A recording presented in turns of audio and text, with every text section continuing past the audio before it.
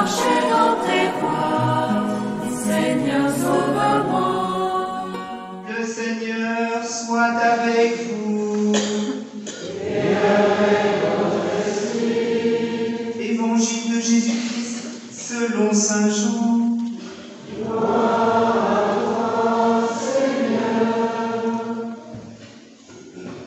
C'était après la mort de Jésus.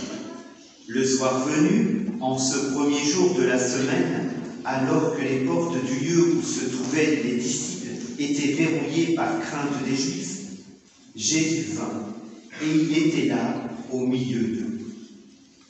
Il leur dit, « La paix soit avec vous. » Après cette parole, il leur montra ses mains et son collier. Les disciples furent remplis de joie en voyant le Seigneur.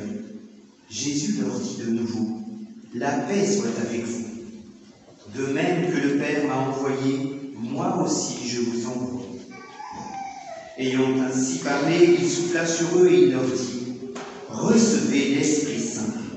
À qui vous remettrez ses péchés, ils seront remis. À qui vous maintiendrez ses péchés, ils seront maintenus. » Or, l'un des 12, Thomas, appelé Didyme, c'est-à-dire jumeau, n'était pas avec eux quand Jésus était venu.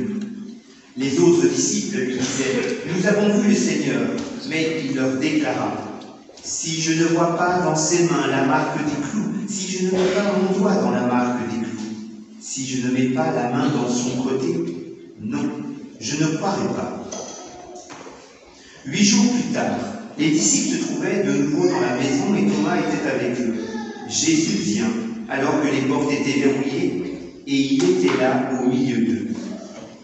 Il dit, « La paix soit avec vous. » Puis il dit à Thomas, « Avance ton doigt ici et vois mes mains, avance ta main et mets-la dans mon côté. Cesse d'être incrédule, sois croyant. » Alors Thomas lui dit, « Mon Seigneur et mon Dieu. » Jésus lui dit, « Parce que tu m'as vu, tu crois. Heureux ceux qui croient sans avoir vu. » Il y a encore beaucoup d'autres signes que Jésus a fait en présence des disciples et qui ne sont pas écrits dans ce livre. Mais ceux-là ont été écrits pour que vous croyiez que Jésus est le Christ, le Fils de Dieu, et pour qu'en croyant, vous ayez la vie en son nom. Acclamons la parole de Dieu. Louange à toi, Seigneur Jésus.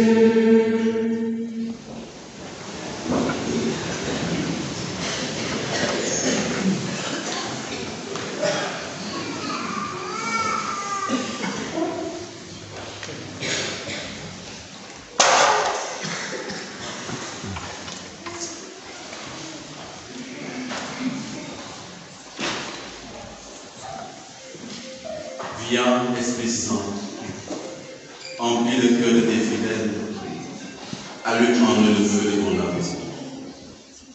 Envoie ton Esprit, Seigneur, et tout sera créé de nouveau, et tu renouvelleras la face de la terre. Ô Dieu qui a instruit le cœur de tes fidèles par la lumière de ton Esprit, donne-nous de comprendre et d'aimer ce qui est juste et bon, et d'éprouver sans cesse le réconfort de sa présence par Jésus le Christ, notre Seigneur. Amen. Le Seigneur soit avec vous. Nous l'avons dit tout à l'heure, frères et sœurs, nous sommes toujours dans la joie de Pâques. Eh bien, dans cette joie, nous pouvons nous accueillir les uns les autres dans le Seigneur. Que chacun regarde son voisin, sa voisine et lui dise, « Mon frère, ma sœur, Jésus t'aime inconditionnellement. » Jésus t'aime inconditionnellement. C'est devenu une tradition. Nous accueillons mutuellement.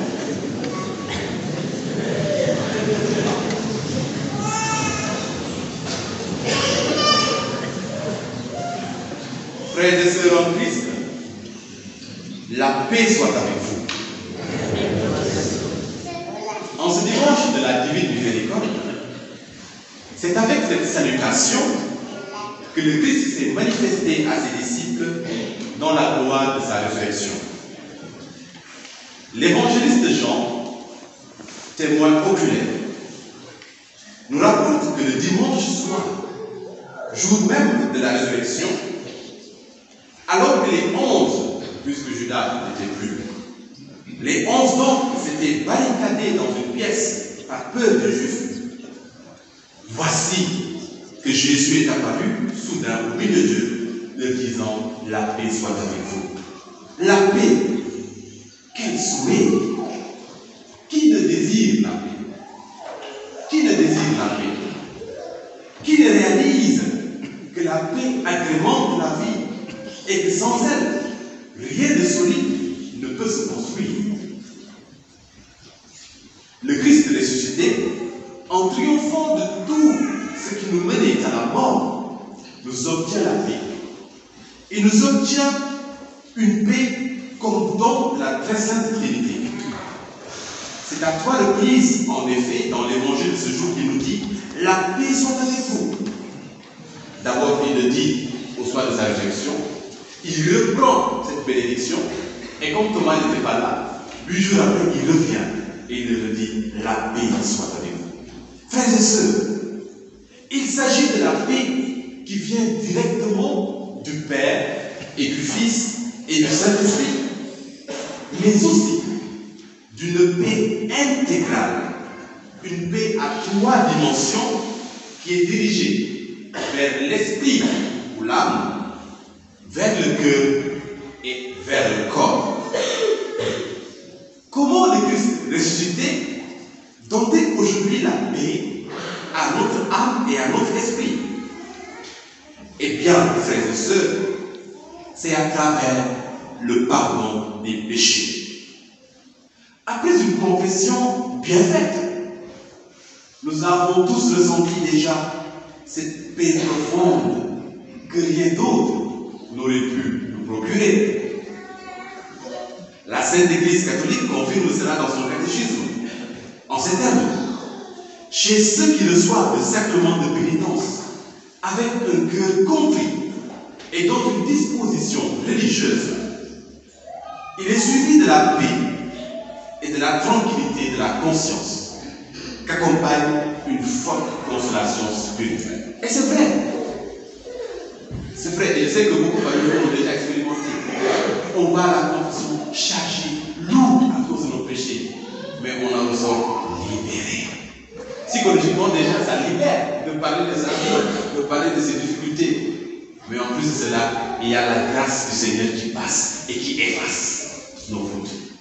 Mais ne vous inquiétez pas, le prêtre ne va pas donner ce que vous avez dit. On n'a pas un terrain de mémoire dans la tête. On ne peut pas tout retenir. Dès que vous êtes parti, on a déjà oublié. Et c'est tant mieux pour nous. Alors, frères et sœurs, il y a cette libération que le Seigneur nous donne dans le sacrement de la pénitence. C'est pourquoi, dans l'évangile que nous avons entendu, le souhait de la paix est immédiatement suivi de l'institution du sacrement de la pénitence et réconciliation. Jésus dit à ses disciples, la paix soit avec vous, et après il leur dit, ceux à qui vous pardonnerez le péché, ils le seront pardonnés, et ceux à qui vous retiendrez, elles le seront retenues. C'est là qu'il institue le sacrement de la pénitence et réconciliation. Et c'est pourquoi on ne peut pas se dire simplement, si j'ai péché, j'ai juste besoin de me mettre à genoux devant le Seigneur pour recevoir le pardon. C'est vrai, le Seigneur est miséricordieux, il entend notre confession. Mais dans l'ordre voulu par le Seigneur Jésus-Christ, il y a des personnes qui agissent en son nom pour pardonner les péchés, pour avoir l'attestation orale du pardon de Dieu. Et c'est Jésus qui l'a voulu ainsi. Ce n'est pas quelque chose que l'Église a inventé. Parce que même les prêtres se confessent chez les prêtres. Même le pape se confesse. Et pas toujours chez les évêques, mais chez les prêtres. Donc ça veut dire que c'est quelque chose qui est au-delà de l'Église. C'est quelque chose qui a été institué par l'Église. Ensuite, frères et sœurs, comment le Christ ressuscité nous donne-t-il la paix du cœur? Il nous la donne par le Saint-Esprit en nous disant « Recevez l'Esprit Saint ». Celui-ci est le consolateur, le Paraclet. Nous recherchons souvent la paix du cœur dans l'amour humain, ou dans l'affection, dans les plaisirs du monde, ou dans nos bulles de sécurité. Mais cette paix nous échappe toujours. Cependant, c'est le Saint-Esprit le consolateur seul qui peut remplir nos cœurs d'une paix et d'une joie surnaturelle, qui résiste à toute épreuve, qui résiste, je dirais même, aux épreuves les plus terribles et nous permettent de rester debout, quoi qu'il arrive. Frères et sœurs, si vous désirez que la paix du cœur habite constamment en vous, il n'y a pas de secret. Développez votre relation avec le Saint-Esprit.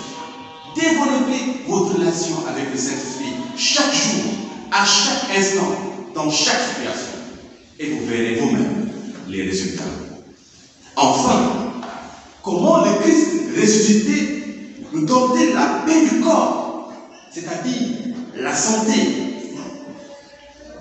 C'est à travers ses blessures, c'est à travers ses saintes plaies. Mais c'est un processus, attention. Quand Jésus veut vous libérer d'un mal physique, il vous guérit d'abord de la maladie du doute. C'est pourquoi il a dit à Thomas, avance ton doigt ici et vois mes mains. Avance ta main, mets-la dans mon côté, cesse d'être incrédule et deviens croyant. Le doute, frères et sœurs, et le manque de foi sont les plus grands obstacles à la guérison physique. Une maladie, aussi grave soit-elle, n'est que poussière aux yeux de Jésus. C'est-à-dire qu'il est capable de la guérir en un clin d'œil. Puisqu'il a ressuscité des morts et qu'il est lui-même ressuscité dans les morts.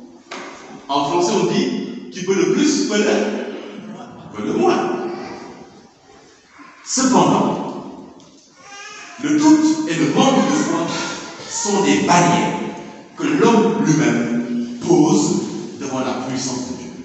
Le doute et le manque de foi sont des barrières que l'homme pose lui-même devant la puissance de Dieu.